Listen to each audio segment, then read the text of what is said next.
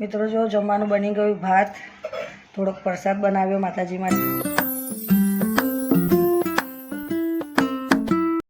જય શ્રી કૃષ્ણ, રાધે રાધે, જય દ્વારકાધીશ, હર હર મહાદેવ. મિત્રો સ્વાગત છે તમારું મારા નવા બ્લોગમાં. મિત્રો સવારના 10:15 વાગી ગયા છે. તમે બધાને ગુડ મોર્નિંગ. ને કેમ છો તમે બધા? મજામાં? એકદમ મજામાં રહો. દ્વારકાધીશ બધાને સાજા સાજા રાખીને મસ્ત રાખીએ. તો મિત્રો સવારનું કામ બધું પતી ગયું છે. હવે બનાવી રહી છું જમવાનું. તો અહીંયા રહી સાતળવા મૂકી છે અને બનાવી રહી છું રીંગણ બટાકાનું શાક. તો ચાલો મિત્રો, ચેનલ પર ના હોય તો સબસ્ક્રાઈબ કરજો અને વિડીયો સારો લાગે તો લાઈક કરજો. તો બન્યા રહેજો વિડીયોમાં.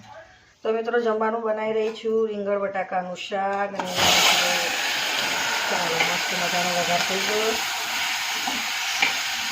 મિત્રો આજે ગુરુવાર છે, માગસર મહિનાનો પહેલો ગુરુવાર. તો માગસર મહિનાનો પહેલો ગુરુવાર છે તો મારો ઉપવાસ છે. તો આજે જમવાનું 3 જણનું જ બનાવવાનું છે. અને આ માગસર મહિનાના ગુરુવાર 4 કરવાના હોય છે. અમુક વર્ષે 5 પણ આવી જાય છે ને અમુક આમ તો 4 જ ગુરુવાર આવે માગસર મહિનાના.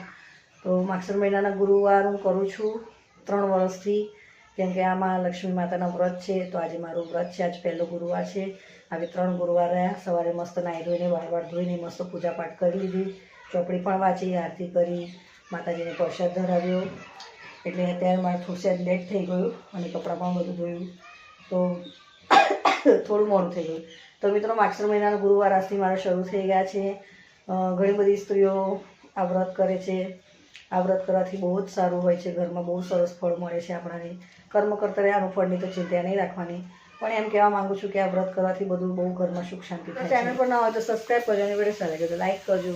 તો જો હવે કુકરની સીટી વાગવાની શરૂઆત થઈ ગઈ છે. હા, થોડું ધીરો કરું. શું છે ભાઈ, શું છે ભાઈ? જોવું પડે ભાઈ. મિત્રો જો બાજરીના રોટલા અને રીંગણ બટાકાનું શાક તૈયાર થઈ ગયું મસ્ત. તો જમવાનું 3 જણનું બનાવી દીધું. મારે તો ઉપવાસ છે એટલે સાંજે મસ્ત દાળ ભાત એવું બનાવીશું. જય શ્રી કૃષ્ણ.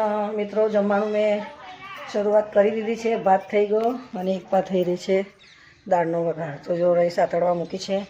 ડુંગળી, કઢી પત્તા એટલે મીઠી લીમડી, જીરું ને બધું તૈયાર છે. આમાં રહી નાખી દીધી છે. મસાલો પણ વાટી કાઢ્યો છે. જો ધાણા પણ આમાં કાપી દીધા છે. દાળ બોઇલ થઈ ગઈ છે અને ભાત પણ આમાં થઈ ગયો છે. તો હવે દાળ વઘારી કાઢું અને પછી થોડોક પ્રસાદ બનાવી દઉં. મિત્રો જો હવે ડુંગળી શેકાઈ જાય, દાળ વઘાર નાખું, પછી છેલ્લો ગોળ નાખીશ. તાજી મીઠી દાળ, ભાત અને બપોરનું તો જમવાનું એમાંય પડ્યું છે. રોટલાને રીંગણ બટાકાનું શાક, બાજરીના રોટલાએ પડ્યું છે. દાળ મસ્ત બોઇલ કરી દીધી છે. ટામેટા અંદર જ નાખી દીધા, ધાણા અંદર. હવે મસ્ત દાળ વઘારી કાઢું. એટલે જો પ્રસાદીની થોડી મેં તૈયારી કરી દીધી છે. આટલો છે રવો, સોજી અને આટલો ગોળ. તો માતાજીની આજે પૂજા કરવાની છે તો આટલો પ્રસાદ બનાવી દઉં.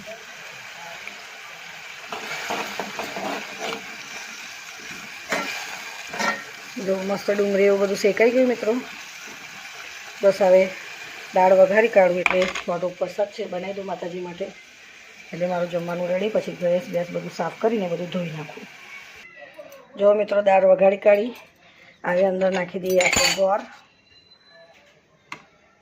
આજે ગરી દાળ, ભાત, બાજરીના રોટલા છે, બપોરનું રીંગણ બટાકાનું શાક. ચાલો આ ધાણા ધોઈને અંદર નાખી દીધા.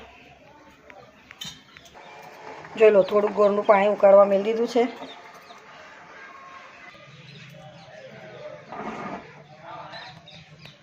પાણી ગરમ થઈ ગયું ગોળનું.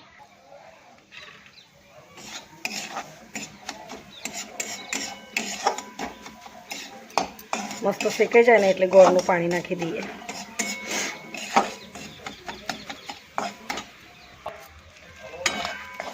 જો પ્રસાદવાળો તૈયાર થઈ ગયો. હવે આને તપેલીમાં કાઢી લો. ગેસ કરી દો બંધ.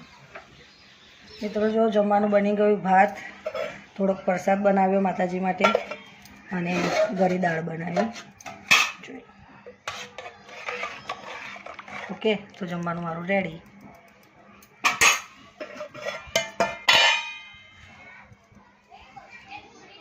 મિત્રો જો વાસણ પણ ઘસી કાઢ્યા, બધું ચોખ્ખું થઈ ગયું.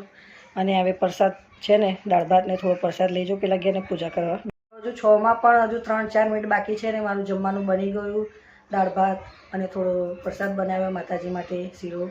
તો કેમ કે આ કેવું હોય કે આખા મહિનામાં 4 ગુરુવાર આવે માગસર મહિનાના, અને વૈભવ લક્ષ્મી માતાના ગુરુવાર માગસર મહિનામાં જ આવે છે.